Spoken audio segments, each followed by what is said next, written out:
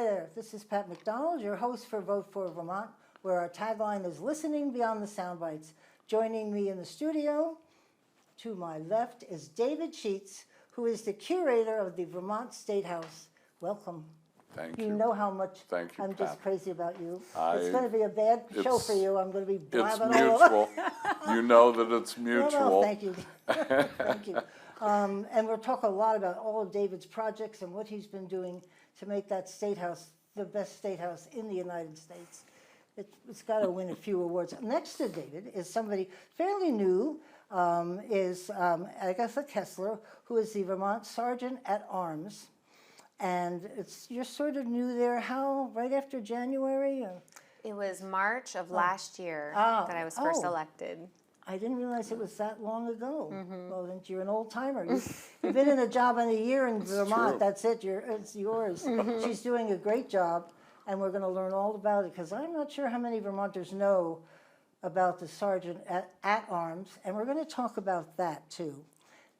There is a sign that Buildings puts up on the lawn that says Sergeant of Arms. Oh, my God. Oh, yeah. I have called down to Buildings a bazillion times, and they dismiss me. That's outrageous. Next time I see it, I'll We're, call you. I will I know the look difference. into this. Maybe they learned it. They haven't seen it. I haven't been that. It's a big Okay. black board that they Yeah. put outside. They said, Sergeant. That's ridiculous. Isn't that bad? Okay. Thank you, David. I'll check into this. Thank you. Don't worry. We'll Yes, have you thank back you. to report. You've been very understanding, Yes, obviously, to let that go. Yeah, the minute I saw it, I called it. I think Torty was there. That's how long ago it was. And he said, all right, I'll look into it. Well, you know, Right. that took care of that. And then I kept telling anybody who would listen to me that sign is wrong.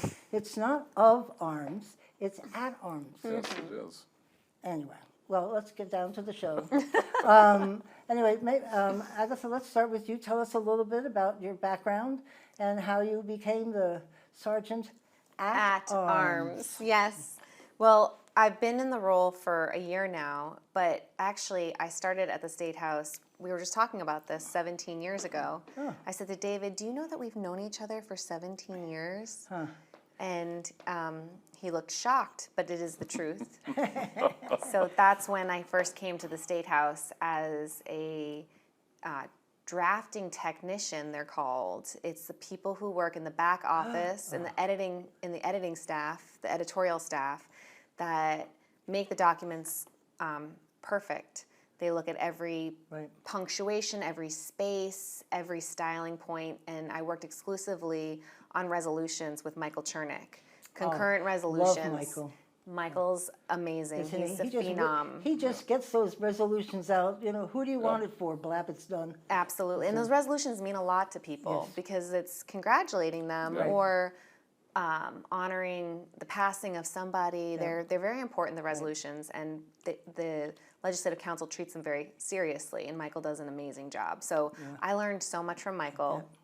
And then I became a committee assistant in the Senate Health and Welfare Committee with Senator Claire Ayer. Wonderful. So she taught me everything about how to make people in the building feel welcome and like guests. Any person that comes into the committee room, you treat them like they're a visitor. You don't argue with them. You know, you ask them questions. Right. And so that gave me those experiences gave me behind the scenes and fully in the committee, in the public, like a look at how the State House operates. But along all of those, I worked with David Shultz because David, we'll get to David in a minute, but David's everywhere, here, there, everywhere. He is the curator for the building and the whole state, actually. He's a state curator, so it goes outside the building. He has to balance making the State House a fully functioning, modern working environment to the point where we have Zoom and all kinds of things, and also keeping it historical and honoring and respecting that it's a museum. So that's where he and I have, for years, come together to problem solve and make both worlds coexist. There you go. Yeah. We're going to talk about that in a little while, about what the requirements for being an historic building, what that does to what you have to do. And I'm sure you would want you would not fight against that. You would do No. it 100 zillion%. No, No. but the best preservation is to keep a building useful. So it isn't just, you know, freezing it in time. Yep. If its utility continues, you'll be much more successful. Very because nice. that's what buildings are for. They have purpose. Everybody that comes to my house from out of state, that's where we go. We have our set, you know, Sure. go up to Yeah. see the Granite Museum and all, but the State House is right on there, then the Hope Cemetery. There's this little tour we do with visitors. Sure. That's awesome. That's great. And all the stuff that's in the floor, The fossils. the fossils, Yeah. oh, that is Yeah. just priceless. Yeah. That's great. Anyway, Janet Miller, I wanted to give a shout out to Janet Yes. because she has done a fabulous job. How long was Janet Sergeant at Arms? She was Sergeant Arms for 10 years. And I'll say, you know, we've known each other for 17 years. That's when I first started at the State House, and Janet hired me. She was my first boss at the State House. Yep. And Janet, I consider her a mentor. Very lucky to have her as a But mentor. she stayed on for a while, didn't she? She did. She Yeah. finished out the session because the role is so the Sergeant Arms is responsible for security of the building, the maintenance. I won't say I'm responsible for the maintenance because Buildings and General Services, BGS, is Right. truly the one who is responsible, but I'm the liaison, the facilitator. Right. I'm boots on the ground for what's Right. happening in the building, and I work closely with BGS. We're responsible, the Sergeant Arms, for the doorkeepers, the pages. So the way the election works is you start your job that minute. It's Oh. not like normally you put in a 2 weeks notice somewhere and Yep. then you go through a training. With the election, you're doing the job immediately Wow. on March 1st in the midst of session. So Janet stayed on board, and she, for the whole rest of session, which great. was last year, and I still call her on a regular basis because I run into things that I couldn't even possibly imagine, and she always answers my phone call. Nice. Janet was great. Joey, how old I am. When Janet was on the ballot to be elected and she had one person running against her, I was standing outside the door with her opponent next to me. And then they announced Janet. Yes, So another memory from my book. yes. But I was glad that Janet got it. That was great. She's been excellent. Very much. Because she is a hard worker. She's an operations person. She's not a politician, even though it's an elected position. Oh, you can't be in that job. And I think she is the first person that actually, or one of a few people that really emphasizes that the Sergeant at Arms is not a ceremonial position. It truly is Right, so operational. Right, exactly. That's great. Yeah. So, you know, Janet's been through so much, and there's probably no book that says how to be a sergeant at arms when things happen. It's really No, but I would buy a copy if there was. Yes. Yeah, I was thinking, how do you learn that? It's just boots on the ground and that's it. Because I was listing protests, medical emergencies, and tours, and something happens. I mean, there's no written anything, is there? You just No. hope to goodness you called it right. Yes, Yeah. it's the book of life, probably. Just kind of drawing from your own experiences and trying to assess Right. what would a reasonable person do in this situation. We have tour groups come in, all age groups, but this one particular group was fifth graders, and they were sitting on the steps of the State House. It was a beautiful day, and it was a day the hornets were not out, which is where BGS comes in, pest control. And the school group was approached by some members of the public that were saying racist remarks to them. And so that's where there's no blueprint. What do you do in a situation like that? This is the kids' big day in Montpelier. They're visiting the State House. How do we protect them? How do we make them feel like they're in a safe space? And so that's when your instincts kind of kick in, I think. And I'm also very fortunate to work closely with the Capitol Police. So Yeah, right. Yeah. That I'm just shocked. I just get so sick of hearing. I always think, but it's Vermont. We're immune to that, but we're not. No, we're not. We just don't No. see it, or I don't see it. I Correct. live in this stupid bubble of mine, but it is a bubble. yeah, It is. you don't see it. Anyway, well, good for you. Yeah. David, you want to tell us? And you were the first So- person to serve in this position. First, Hi, and I hope not the last. That remains to be seen. And in fact, I'm working on that to make sure Don't even say that. to make sure that is the case, that there will be another. But I do go back, even possibly before I ever met you, Pat. 1979. Oh, way before me. Was the year that I moved to Vermont to be a research assistant on a project that had been funded by the National Endowment for the Arts, the Vermont Arts Council, in the person of Arthur Williams. I don't know if you ever knew I was Arthur. on the Arts Council for a while. Somebody appointed Okay. me. But it was fun. So Arthur Williams, the founding director of the Arts Council, had been a legislator back in the 60s before reapportionment. And right after reapportionment, he lost his bid to represent the Mad River Valley and turned his attention to the State House because he had always loved the building, and it was about to enter a period that we now kind of regret, which was that they renovated the State House in the late 60s and early 70s, and they did not do a particularly good job. So it looked like the 1970s when they were finished. And so I came in 79 after almost 10 years of backlash to the renovation. Oh, David. And so the purpose of the project was to look at the State House as though it were a museum, which back then people didn't really acknowledge.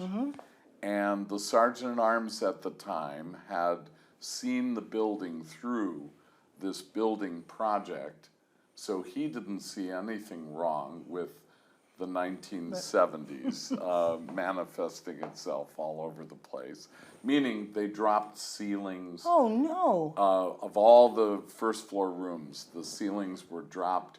They cut off the windows. They I'm had dying. fluorescent lights. They had big white plastic balls. And you wonder why hanging. people complain? So it had lost a lot of its identity as a 19th century bet. State House. And so the purpose of the project was to do three things: to recommend to the legislature ways in which the building could be restored, ways in which the building could be managed as though it were a museum, meaning you might need to have a curator. Right. And third was to found a nonprofit organization that would help to raise private money to restore the Yep, State right, House, right. to pay Right. for the restoration. Thank you. So that's what happened, but the Sergeant at Arms fought the thing about the curator. So after the project was over in 1981, I moved over to a job at the Arts Council. I also worked in Barrie as a curator for the little museum in the Aldrich Public Library. right.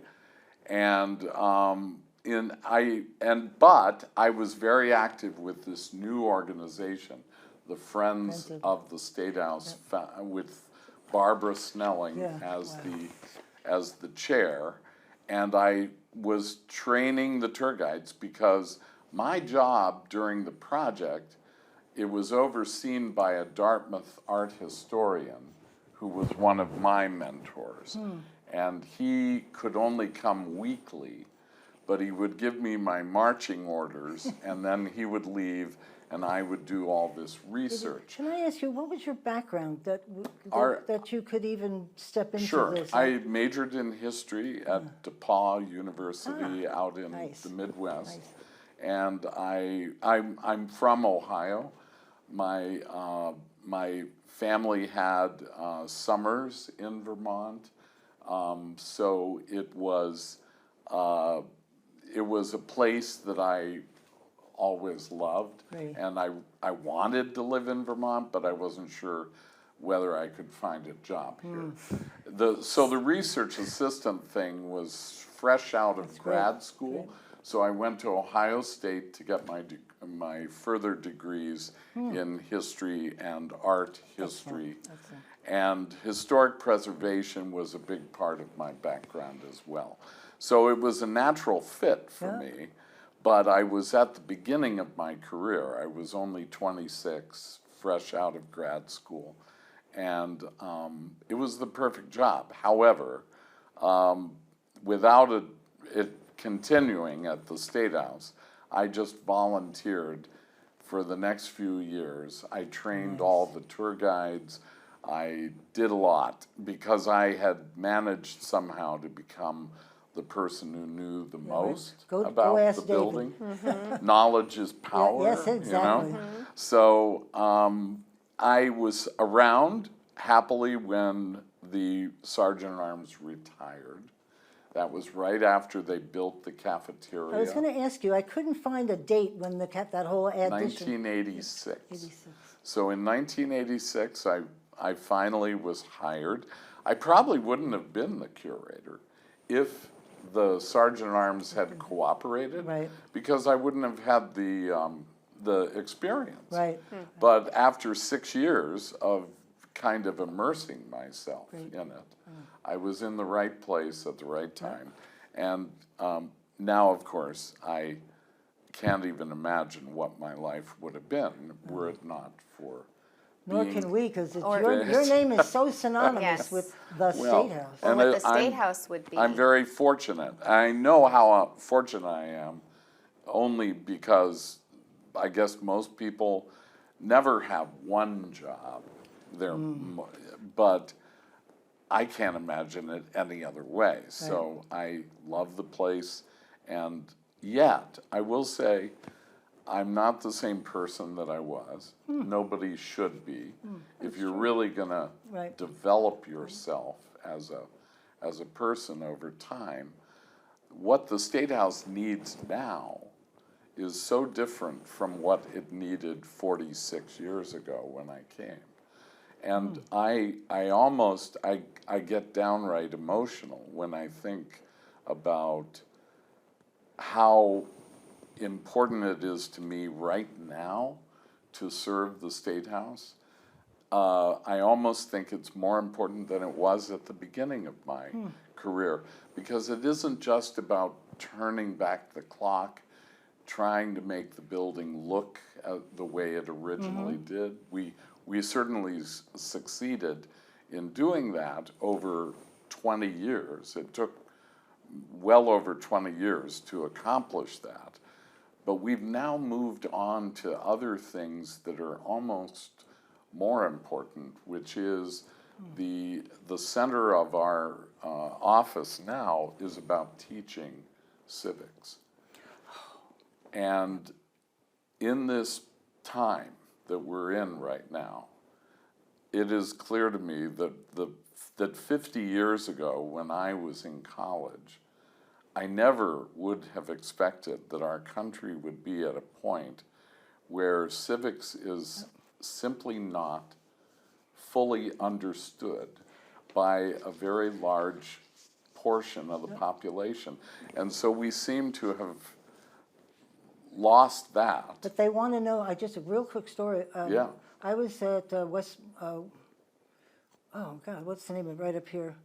The school, Websterville, that's it. Websterville Baptist School. Yes. And don't ask me how this happened, but I wound up teaching civics for an entire year for 5th and 6th graders, whom I love. Wow.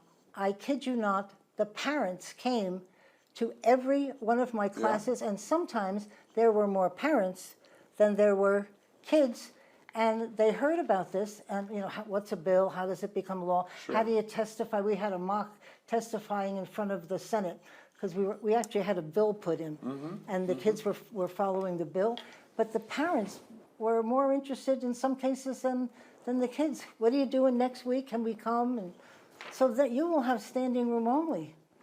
It is That is awesome. really Yeah. important, and Vermont schools are increasingly, we have a lot of great teachers in right. Vermont who understand the value of civics and the need for it. So we get the largest school group visits of any site in Vermont Wow. by far. And that's one of our biggest audiences. That's great. And being a curator, what it's about actually, and for any museum, it's a learning, it's an educational experience, but we're also identifying different audiences. And when you have a state capitol, it is a lot more than just a museum. It is the state capitol. right. It is the building that is still serving Vermonters the way it did almost 170 years ago. The very same building, looking happily because of the restoration, very much the way it did back when they were debating whether to abolish slavery, and then went straight into the Civil War. All of that is thematic material that we continue to use, but we have to be able to learn how to talk to kids. We can't just Right. do, we can't put Howard Coffin in front of every single love him. school group. Oh yeah, We he's love a him. dear friend, and he knows how to talk Yeah. beautifully to most audiences. Right. Kids need, though, to relate, like any person. Right, yeah. We need to understand where we fit into history and to be able to identify who you are and how you relate to all these other people around you that are different. The diversity that Vermont is starting to experience is where we're attempting to connect the State House to every Vermonter who comes through the doors. They need to feel the ownership of the State House, that it belongs to them. It is the It's the people's people, house. right? I love when you always say that. It's the people's house. Yeah. And consequently, that's our mission now. So it's a very different mission. It's not about, making the State House look a certain way, although I'm fighting that battle every day with the IT staff and the people who IT, what is who it? have to have the building function Yep. the way it always has, only for the 21st century. Right. So what make the House and Senate chambers special is the fact that they look the way they did in the 19th century, but they're also still functioning Right.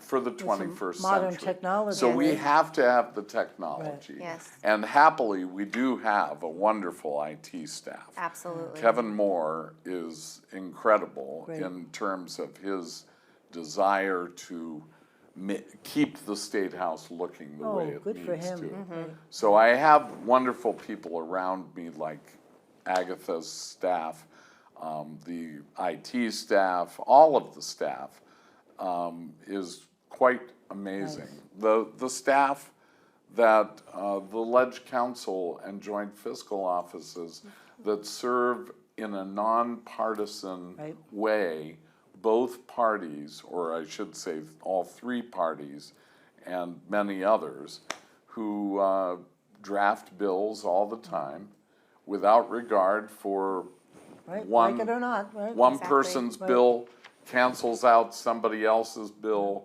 and yet the same person may be drafting them and Right. helping to usher them through the process. I could never figure out when the legislature goes home at 10, 11 o'clock, and you come in the next morning, the calendar and it's there, and it's finished. It's never late. I can't even imagine what goes on after the legislature leaves. Chaos, right? I mean, it must be insane. They work long hours. Yeah. That's the House Clerk's office and Yep. the Senate Secretary's office are on those late nights when the House and Senate are in session Yeah. late. They're the last to leave. Oh, I bet. And they get their calendars ready for the next day and their journals done and they send it to the print shop. and then they come back the next day, ready to go. Yeah. But that's easier said than done, because some of these bills these days are pretty big, and how they get it transferred into the calendar or the daily, what do they call it? The calendar. The calendar. And what's the other one? And the they have? journal Journal, tells thank you what happened. Yeah, and the journal. yes, Sorry, exactly. just my mind went blank. Yeah. But I honestly, I've always wanted to do a show on what happens behind the scenes. Yes. Because really, and perfectly too. It's not like there's an error and they say, sorry, no, there's never an error. There's never an error because there are consequences to errors, and so it goes through Yeah. multiple stages of review within even an office. Yep. So that's John Bloomer, the Secretary of the Senate, and Yep. Betsy Ann Rask, the Clerk of the House, are both exceptional Yeah, right. lawyers and parliamentarians, and they're good leaders, and they take a lot of great. pride in their work. I know John from years ago, and I thought, what a catch to Oh. have John be wanting to come, and he does a great job. He does. really Don't does. tell him that, but No, yes, he does. He deserves a little kudos. He's So, part of a dynasty, yeah, too. oh, for sure, Mom and Dad, and Yeah. Judy. Oh, And his nice. grandfather, actually. Oh, really? Yeah, his grandfather. In the state, in Asa the Senate? Bloomer. Or? Asa. Oh, Asa, of Bloomer, course. Who was the president pro tem of the Wow, Senate. not just a legislator, no. That's great, good for, oh, that's great. No wonder John's so great. It's in his blood. David, I had a little note down here, just kind of the things that you do, and I had run down the Hall of Flags, which is, I thought that story you told me was so cool. We were videotaping something, I think when you and I were doing the tour of the State House, and you told me that what you see is not necessarily what you get in the behind the glass, that the original flags had sort of started to, Yes. the Well, there were- atmosphere had gotten to them. The State House, of course, is a Civil War era Right. building. It was finished in 1859, just a couple years before the outbreak of the war. So it was still a very new building when the Civil War flags were retired as they needed new flags. The old flags would be returned to the regiments, and they hung them initially from the balconies of the House and Senate chambers. So they neat. were actually physically hanging around Nice. the building until they noticed that people were taking little pieces of them and souvenirs, in love other it. words. So they built the two cases in what we now call the Hall of Flags, specifically to protect them, wrapping them around their staffs and arranging them in a pleasing Nice. arrangement. And then they stayed there for Forever. 140, 50 years. Right. And obviously that's not good for cloth. Right. Any textile is going to deteriorate rapidly if it is exposed, particularly to light. So we started taking them out in 1979 when I was there. The first case was emptied and started shipping them down to a textile Nice. laboratory in Massachusetts. And over the next decade, I would go down to Lowell and Andover, Massachusetts, to take flags, bring flags back, and ultimately, sometime in the late 1990s, we built state-of-the-art, beautiful cabinets where Yeah. these flags are now kept at the Vermont History Center Right. in Barre. Right. And some of them are still on display in frames in the Legislative Lounge, but the vast majority, 68 of them. Wow. There are 68 flags, There's some and history. most of them are made of silk, and they're beautifully painted. They were painted by women during the Civil War in factories down in western Massachusetts, where they would take the state coat of arms and simply paint it on blue silk. So they're extraordinary artifacts, and yet they have to be kept in these cabinets in the With right. the air and all, I don't know what the fancy words are. Yeah, climate control. Climate control. Right. And we need more climate control all over the place, Yes, we right? do. Outdoors and indoors. Yes, exactly. Anyway, that is going to preserve them as long as possible, but the Civil War is one of the big themes of the State House, because you can literally come into the House chamber and you see a room that looks exactly the way it did when Governor Erastus Fairbanks of St. Johnsbury called a special session to act on the request from Abraham Lincoln to have X number of troops and X amount of money. And Vermont, in both cases, doubled what Lincoln requested. Wow. Doubled the number of troops, doubled the amount of money to respond to what he called the federal emergency of states that were pulling out of the Union, attempting to keep the Union intact. And the debates in the chambers with the Greek slave up on the gas chandelier, which was a symbol for abolishing slavery.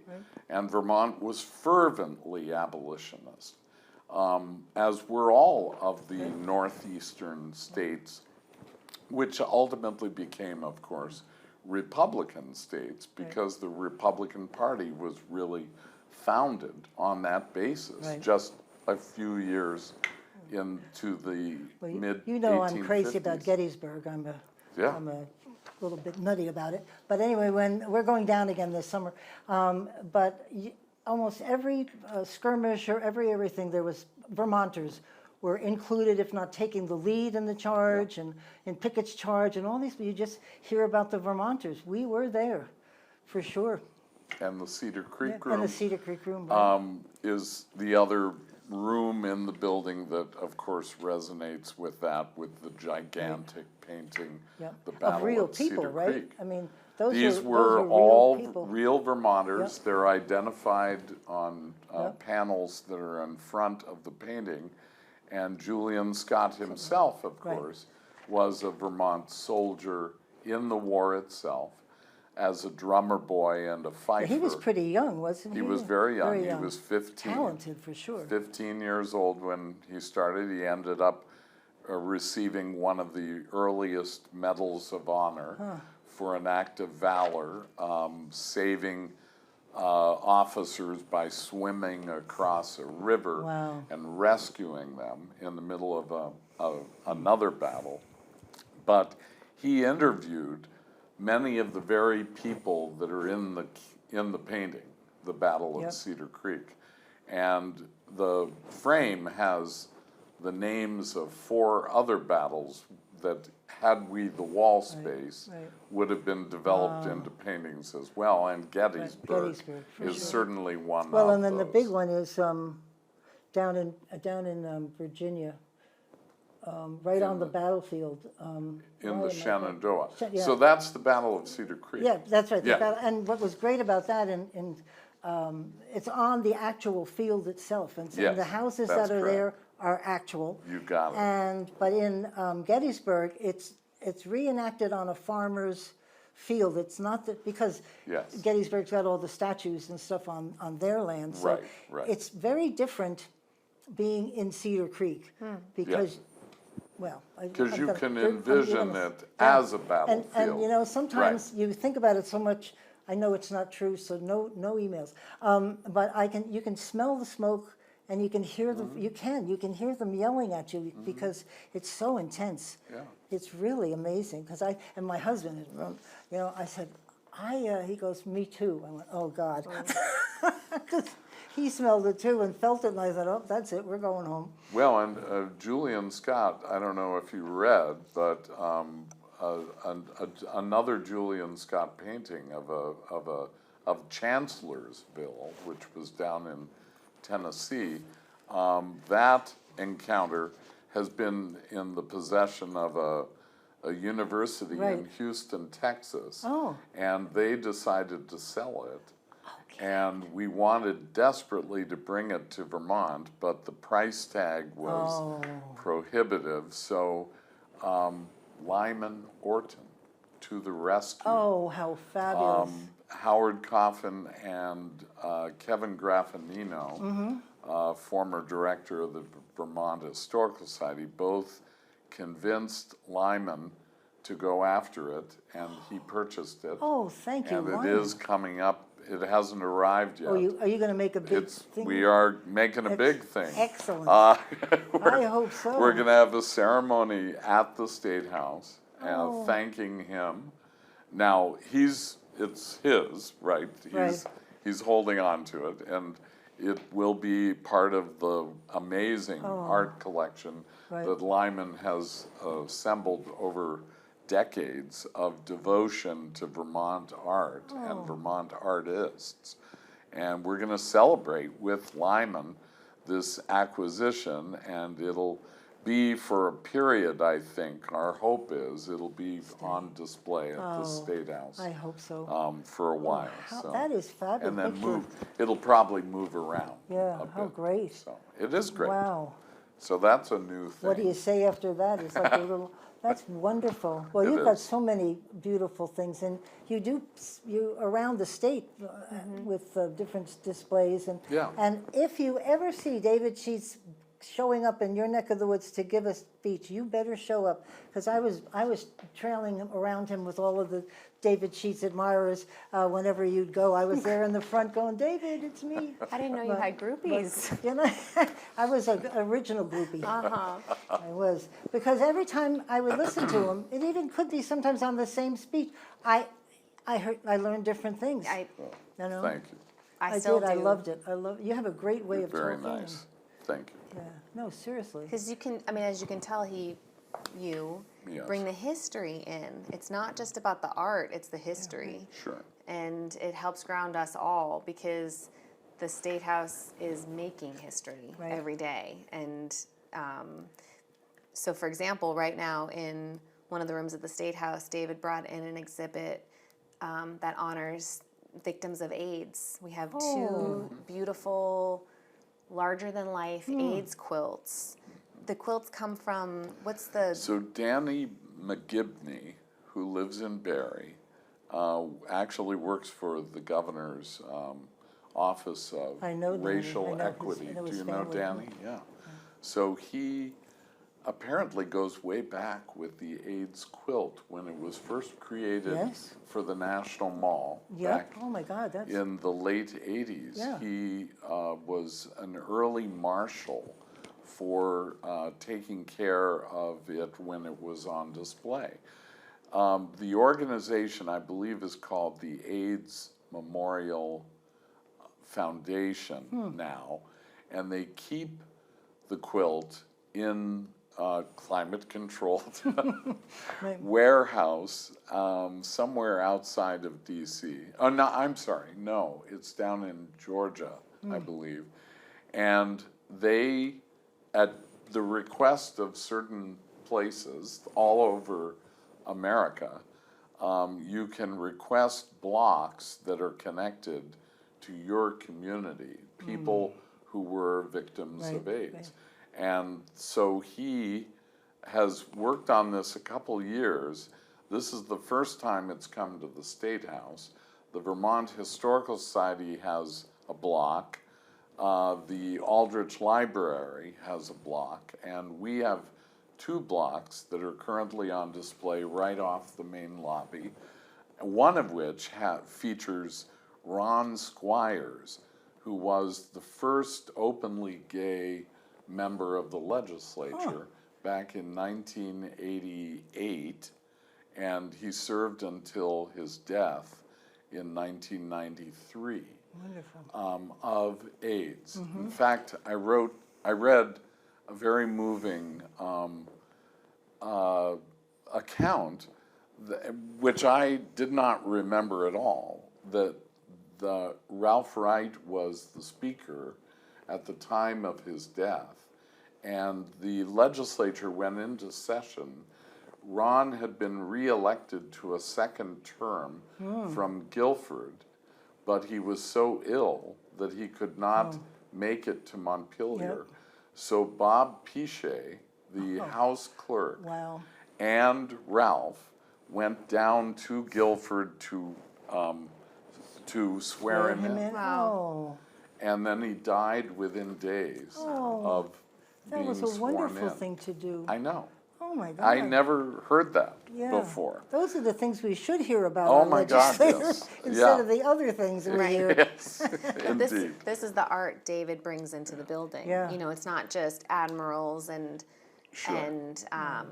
war scenes. It's art that has a history and is Right. meaningful. And you look up at those quilts and you see all those names born in the 50s and 60s and died between 1990 and 1994. Almost Yeah. all of them. And Exactly. Yeah. their families put together these You pieces. must hear so many comments from visitors when they stop into your office about what they've seen or what Oh, they've not yes. seen, and the tours they go on, and I have not met an unhappy Oh, I bet. customer. They're all in awe of the building. And it's like this book, I think that you're going to bring. yeah, we're going to it- talk yes, about it in a few minutes. is that our State House is beautiful and grand, and there's gold on top of it. The kids love that. Yep. But it's also very accessible, and it's a working place. On any given day, we have representatives of the three branches of government under the same roof trying to make Vermont a better place. So it's still very much a workplace, operational workplace. This accessibility is very rare. When I worked in New York, we used to go up It to is. Albany, and we would be told what to wear by management, you know, and we would gather in a group and practice what to say. I mean, it was like, you know, a little assembly line. We go up to Albany and we testify. So when I came here, I was asked to testify on a bill closing, a plant closing bill, and AIV Foote, what's his name? I can't remember his first name. Oh, Peter. Peter Foote. Peter I Foote, said to Peter, yes. aren't we going to get together and talk about it? He looked at me like I was completely nuts. He goes, no, just go in there and talk. I'm like, okay. So I did, and I had written, I went, oh, forget this. And I didn't use my notes, I just talked. But I said, Yeah. well, I read the room rather quickly, and I said, oh, this written speech isn't going to go over well, so I just gabbed. Right. But so Smart. different, just so different. It's a conversation. Yeah, You know? exactly. It's great. It is. That's great. It's only 15 minutes, and we have to maybe do another hour at some point in time, because there's too much. You have done too much, both of you. This book is called Intimate Grandeur, and it is written, now did Nancy write was the primary Well, writer, and you were, This was a book that had been in the works for years, meaning it was a book that I had agreed to write, and doing my job at the same time was proving to be difficult. So initially we hired Nancy, I hired Nancy basically to Good pick. help, to simply help. And then it became increasingly clear that she could be the principal author. And that happily was the case. It was took us years to get Right. this out. well, this is But meant to be, what do they part call of the these, reason- a table? It's a coffee table Coffee book, table book, but it is that principally because the other purpose was not just to put a history of the State House together, but to celebrate the restoration. In other Right. words, the restoration had concluded successfully, Yep. and we wanted to celebrate it with great photography. So we also brought Jeb Wallace-Broder in as our photographer. And Jeb took years of thousands and thousands and thousands of photographs, all of which are part of our bank of photography, Yep. that to this day we have a request for this, have a request for that. And he continues to actually be our photographer. he's so great. He comes in, I need something, he'll shoot it for me. Oh, that's great. And he's Jeb spectacular, is obviously. wonderful. And then we got Tom Slayton to write the foreword. Yep. And the longtime editor of Vermont Life magazine. And I have to say, that was so tragic when that stopped. the magazine. Every Oh, yeah, relative yeah. that lived outside this state Sure. got a subscription from Oh me. my gosh, yes. Oh, What that year was- did it end? Oh boy.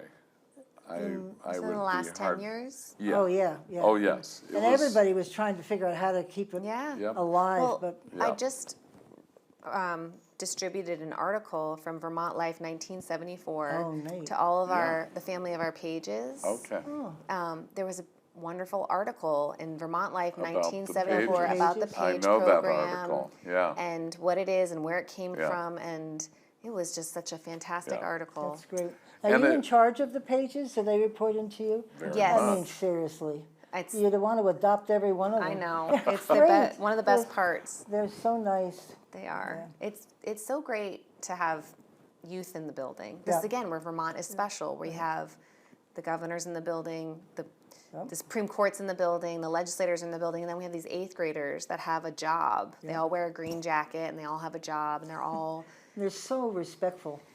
yes. And if they're not, we work with them Well, to but help them understand. Whatever anybody's doing, it works because Yes. when they come into a committee room and there's chaos, and they know exactly how to handle themselves. And Yes.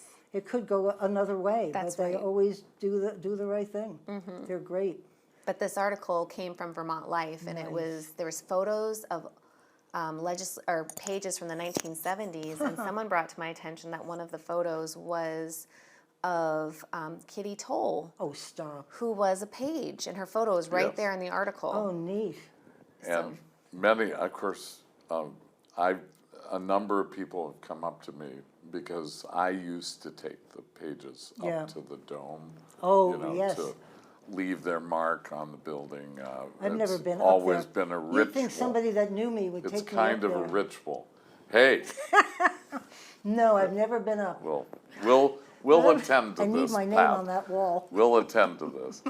But it's amazing. Mike Pichak, who is the current state treasurer, Yeah, I love Michael. he came up to me. I didn't think I knew him at all, Oh. but he was an 8th grade page who Oh, went to the stop. dome with me. His name And was on he the said- wall? Yeah, Oh, and I he love said, you probably don't remember me, but you took me up to the dome. Oh, Mike, isn't he wonderful? I He adore really Mike. is. He was Yeah. the Oh, my first God. lawn sign at my house, all by himself there for about a He's- week before. He's a wonderful guy. Pat, when were you in the legislature? The 6th into 2010, 4 years. Okay. But in all of my jobs in state government, because I was the You were in the the commissioner, I was up in the state All the house time. for 20 years. Yeah. And that's, people know me mostly from that, because I was your only. executive Right. Yeah, branch. exactly. So That's I was when- everywhere. You're When right. I met you, you were a legislator because I came in 2007, so I only knew you as a okay. legislator. And then I'd go into state buildings and be like, I know her photo. Yeah. I'm in the DMV, I'm like, I think I know her. And then at BGS, I think I know her. Because my picture's on the wall. Right, yes. Somebody just sent me the picture from motor vehicles the other day. I said, well, you can tell how old it is, because the glasses Oh, are, right, like, yeah. are like saucers. They're back in fashion now. Yeah, oh, that's good. Yeah. Yeah, but anyway. So- And you're in this book. and I'm in this book. May What did we, you say? yeah. I think, here- I aren't think you your sweet? viewers need to We'll see get a you. close-up of this, because Yeah. you'll be just like all my relatives who got a copy of this framed one Christmas. And that's the So Hall modest. of, the Hall of Flags that we were just talking Exactly. about.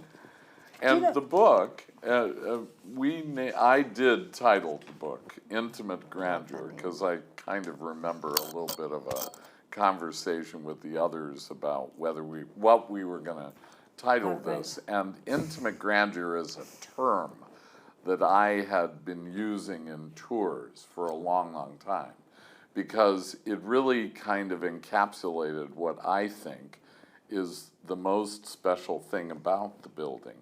It is a grand building, but the world has lots of grand buildings. Right. What it doesn't have are buildings that are grand and intimate, That's great. which can be the opposite of what grand means Right. often. But this is a combination of those two things. And for a state like Vermont, every state capital, if it's a successful capital, in my opinion, is one that speaks of the state that it serves. For example, Hawaii has an amazing state house that only dates to the 1960s. You wouldn't think that I would like it very much, but it is, the architect designed it. It has an internal volcano. Wow. Oh, And cool. he used this volcano as his inspiration for the building. It's Wow. truly a masterwork of architecture. In our case, it's the small capital. It's a grand capital. Everyone definitely thinks the building is ornate and grand, but it is small and it is intimate. Yes. And That was now that you're explaining it, Yeah. I hadn't really clicked in on it, but that's perfect. And It's that's why absolutely we perfect. love that photograph of you, Oh, because because That's you're me. sitting in the window seat all by yourself, amidst the grandeur, but having a reflective moment of your own. And that happens all the time in the building, It does. as long as there aren't too many people. Right. Which is something we're experiencing Well, now, in the we only have a few post-pandemic You time. guys are going to be doing some new work, it's planned, right? Yeah. Yes. Can you quickly, because I wanted to Yeah. show folks this before we get started. This is a picture I have in my living room, and it's a picture of, well, you can tell them, it's a picture of the two, The first and second state houses, which preceded the third, which is Which is what we today's have, right. state house. And the first state house was just a humble meeting house with a single chamber, because Vermont's legislature they was weren't just bicameral. a unicameral Yeah, legislature initially. It was down close to State Street, where right in front of the Supreme Court Yeah. location right now.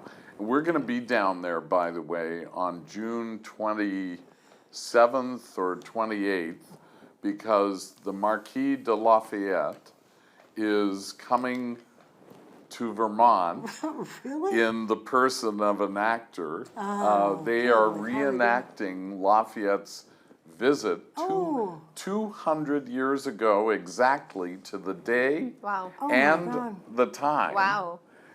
And he'll be in Barrie first, and then he comes across the Connecticut at Windsor, Yeah. and then he travels one whole day up through numerous towns, Wow. including Barrie. He arrives in Montpelier around 5 p.m.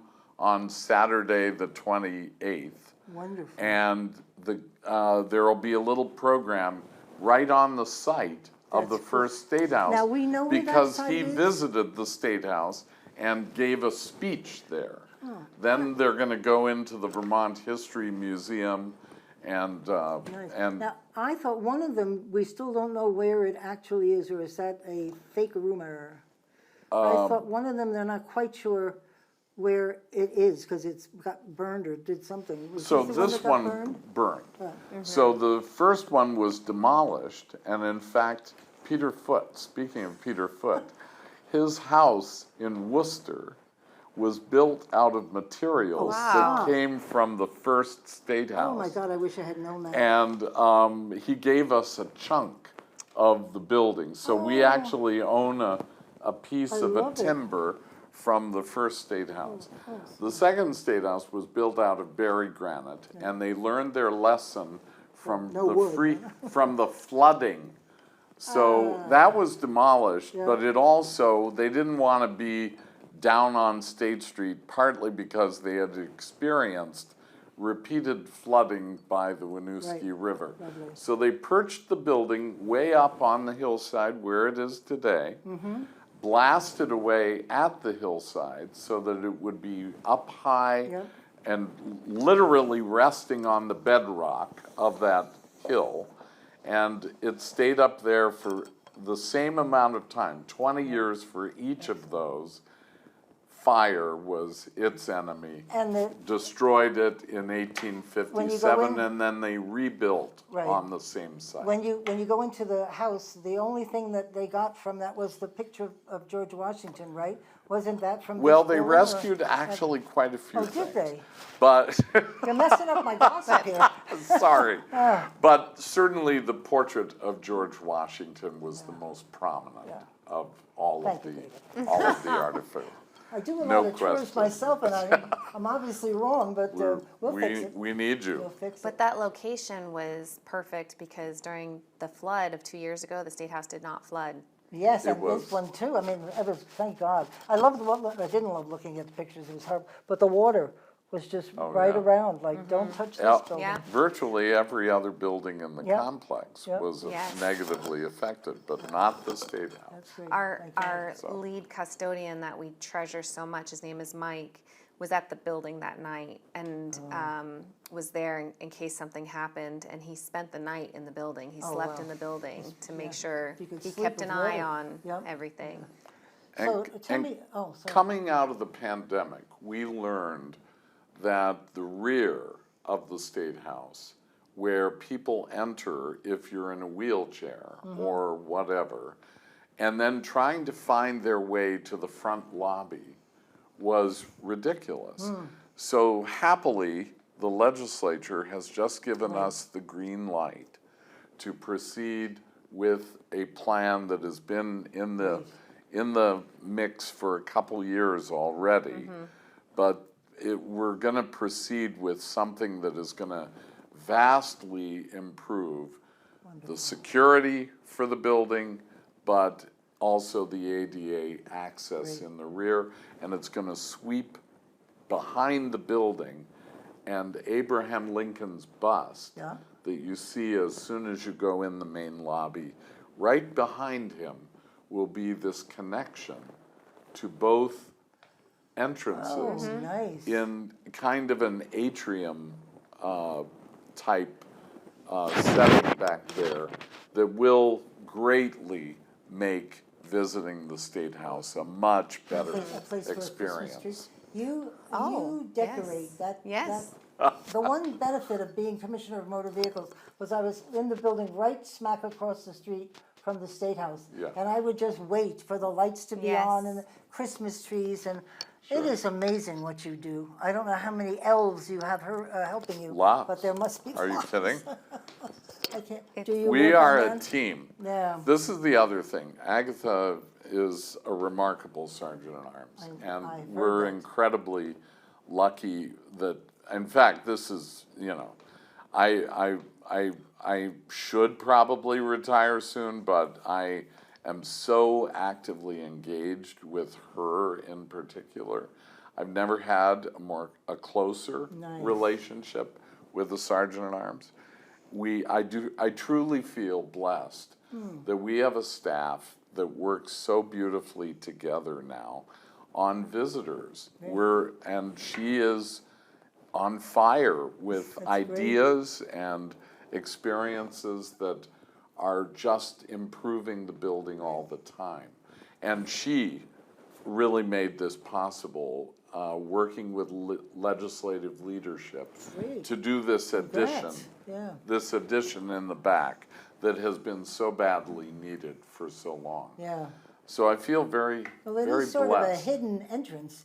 You don't know it's there. It is, Yes. it's true. Yeah, you know, It's you true. know, That's- I have to think twice about, what do you mean go out the back? Oh, you know, Yep. doesn't come to mind. And if we're gonna have a building that continues to be useful, as I said, that is the best preservation of all, is to ensure that people aren't gonna question, has this building outlived its usefulness? Yeah, oh, We don't ever want No, no, somebody no, no. to say that about our State House.